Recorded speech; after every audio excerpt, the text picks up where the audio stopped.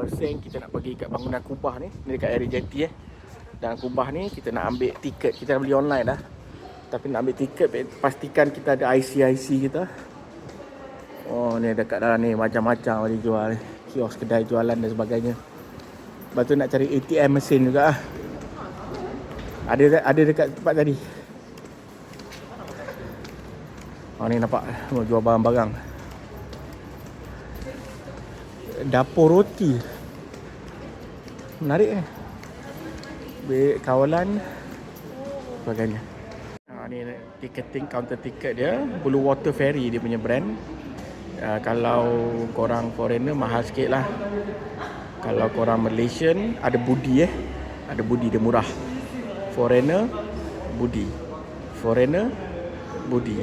Macam tu cerita dia. Lepas tu kena bayar fee pemeliharaan taman laut. Sebab apa? Bila korang pergi ni taman laut memang akan rosak, jadi dia kena memelihara taman laut. Jadi harga bayaran dia macam biasalah, kalau korang bukan orang negara kita bayar ekstra. Kalau korang orang Malaysia bayar kurang. Alhamdulillah, budi-budi. Okay, kita tengah nak drop. Semua orang nak bawa joran mancing dan sebagainya. Okay, kita parking dekat zone A. Dia charge dia sehari RM15 lah. Okay. Ni dia punya jetty dia. Tengok, isap rokok rata-rata. Sampah orang Malaysia isap rokok. Atau tak ikat isap rokok tu haram. Rokok itu haram juga. Okey, kita dah sampai ke jetty. Ini dia. Sudah hampir 2.30. Sempat solat Jumaat siapa yang datang nak pergi Pulau Pangkor hari Jumaat sempat. Pulau Pangkor, Pulau Tioman. Sorry, Pulau Tioman sempat. Macam biasa kat Malaysia, benda yang boleh improve ialah pemberitahuan tentang apa yang sedang berlaku. Orang tak tahu, orang tak beratur gate A, gate B pada waktu ini. Memang sangat confusing confusing.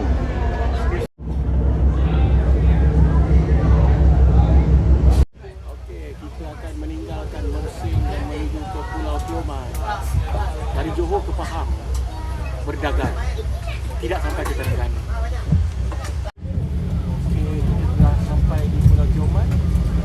Pulau Tioman ni kuat sikit bau durian dia.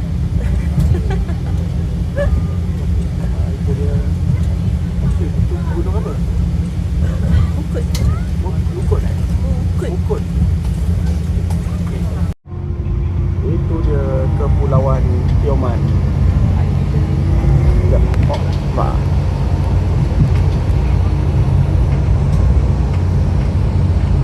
Akhirnya kita sudah sampai kepada Kampung Tekek. Kampung Tekek. Sudah sampai Ni kampung utama dia lah. Okey, kita sudah sampai di Kampung Tekek.